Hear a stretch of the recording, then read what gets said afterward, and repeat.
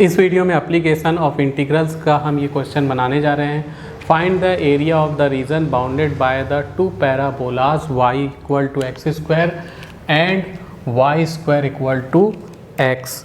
बहुत ही simple question है। सबसे पहले हम सॉल्व लिख लिए।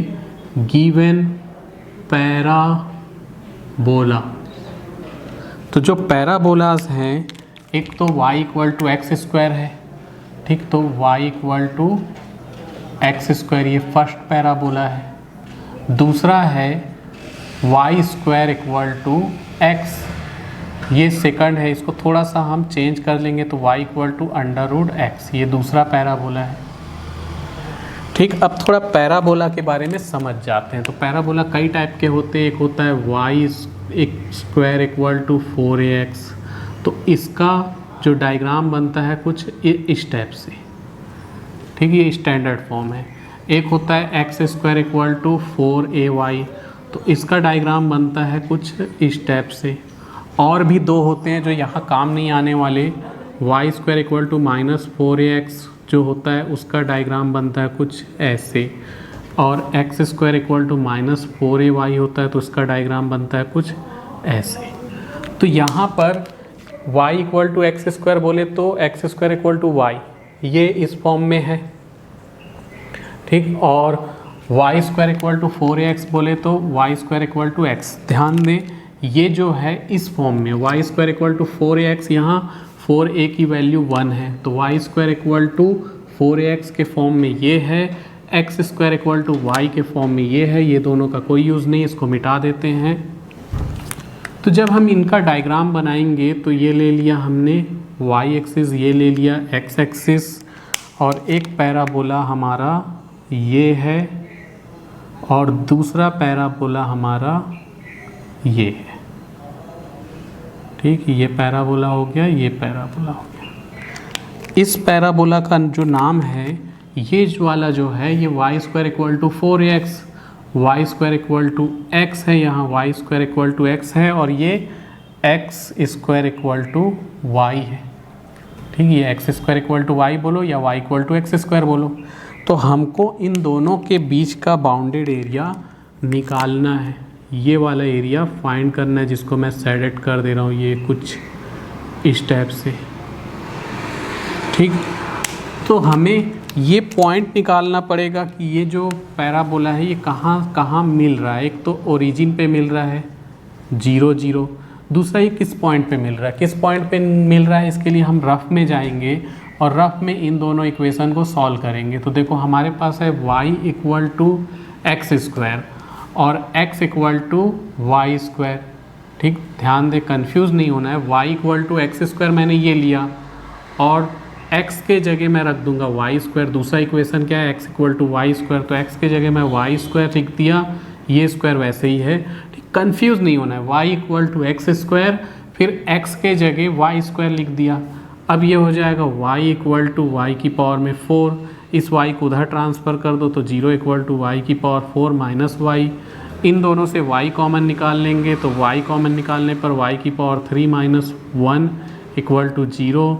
तो नाउ एक बार y इक्वल टू 0 और एक बार y की पावर -3 इक्वल टू 0, यानी कि y की पावर 3 इक्वल टू 1, यानी कि y इक्वल टू 1।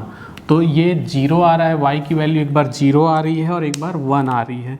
तो जब इस y की वैल्यू 0 को मैं यहाँ रखूँगा या इसमें रखूँ या इसमें रखूँ, y के जगह 0 रखूँगा तो x इक्वल टू 0 मिलेगा, y के जगह 1 रखेंगे तो x इक्वल टू 1 मिला।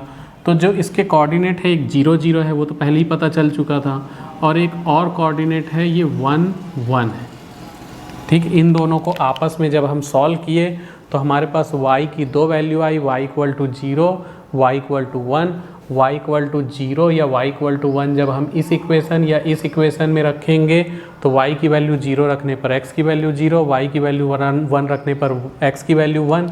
मतलब हमको दो पॉइंट मिले हैं 0 0 1 1, तो 0 0 और 1 1 पे ये एक दूसरे को इंटरसेक्ट कर रहे हैं। अगर मैं यहाँ से एक लाइन नीचे ऐसे ड्रॉ कर देता हूँ और इसका नाम मैं रख देता हूँ d, ठीक, यहाँ वाले का नाम रख दो p और यहाँ वाले का नाम रख दो q, तो ये जो d रखे हैं, d के कोऑर्डिनेट हो जाएगा 1 0। तो ये जो दोनों ही ग्राफ है, दोनों ही पैराबोला है, वो एक्स एक्सिस में 0 से 1 तक जा रहा है। ठीक, इस चीज़ को याद रखना, 0 से 1 तक दोनों ही ग्राफ जा रहे हैं। तो हम जब लिमिट लेंगे 0 से 1 लेंगे, तो एरिया ऑफ रिक्वायर्ड रीजन, तो ये जो एरिया है, एरिया OPAQO, OPAQO, देखो OPAQO, ये वाला एरिया हमें निकालना है। तो ये एरिया कैसे निकलेगा? अगर मैं OPADO से, एरिया OPADO में से माइनस कर दूंगा एरिया ADO।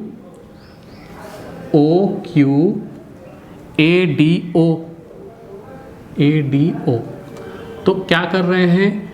एरिया OPAQO से माइनस कर रहे हैं एरिया OQADO, यानी इस वाले ग्राफ के एरिया में से इस वाले ग्राफ का एरिया माइनस करना। Y square equal to x से हमको माइनस करना पड़ेगा x square equal to y. तो कुछ बच्चों को ये समझ में नहीं आता है, सबको तो कुछ को समझ में आ जाएगा, कुछ को समझ में नहीं आएगा। तो जिनको समझ में नहीं आ रहा है उन लोग एक ग्राफ से दूसरे ग्राफ, मतलब एक पैराबोला के एरिया में से दूसरे पैराबोला के एरिया को माइनस कर देंगे। जिनको समझ में आ रहा है वो देखें, हम रख रहे हैं 0 से 1 लिमिट, 0 से 1।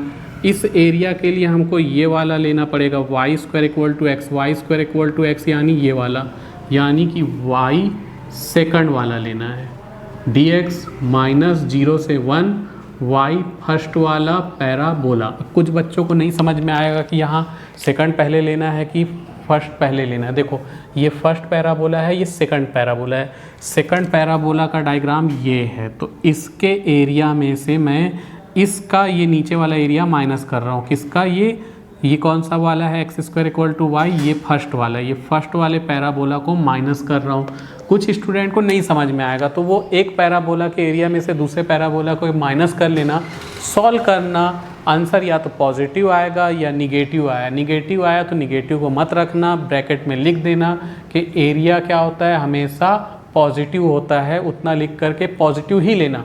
और मैं यहाँ ठीक से समझा रहा हूँ कि सेकंड से फर्स्ट को माइनस करो तो यहाँ हमारा जो आंसर आएगा वो पॉजिटिव ही आएगा। तो इसको सॉल्व करते जाते हैं अब। तो इंटीग्रेशन 0 से 1 y2, मतलब सेकंड वाला ये y के जगह रख देंगे हम लोग under root x dx minus 0 से 1 y1 के जगह रख देंगे एक्स स्क्वायर dx। हमारा आंसर पॉजिटिव ही आएगा। तुम लोग अगर गलती से इसको पहले लिख दोगे उसको बाद में लिख दोगे तो माइनस आएगा, और माइनस को बाद में हटा देना, लिख देना कि एरिया हमेशा क्या होता है, पॉजिटिव होता है। तो रूट एक्स का इंटीग्रेशन एक्स की पावर 3/2 रूट एक्स का इंटीग्रेशन एक्स की पावर 3/2 होता है 0 से 1, और एक्स स्क्वायर का इंटीग्रेशन हो जाएगा एक्स की पावर 3/3 0 से 1। पहले अपर लिमिट, तो यहाँ 3/2 बाहर आएगा, 2/3 एक्स की पावर में 3/2 0 से 1 माइनस ये 1/3 बाहर आएगा, और x की पावर में 3 लिमिट 0 से 1 रहेगा। ये 2/3 x के जगह 1 रखेंगे, 1 की पावर 3/2 माइनस 0 की पावर 3/2 1/2। पहले x के जगह 1 रखे, 1 की पावर 3 माइनस 0 की पावर 3। ठीक, इतना डिटेल में तुमको नहीं लिखना है, डायरेक्ट भी लिख सकते हो। 1 की पावर 3/2 1 ही रहता है, माइनस 0 माइनस 1/2 1 की पावर 3 1 ही रहता है, माइनस 0। 2/3 का 1 से इंटू हुआ तो 2/3 माइनस 1/,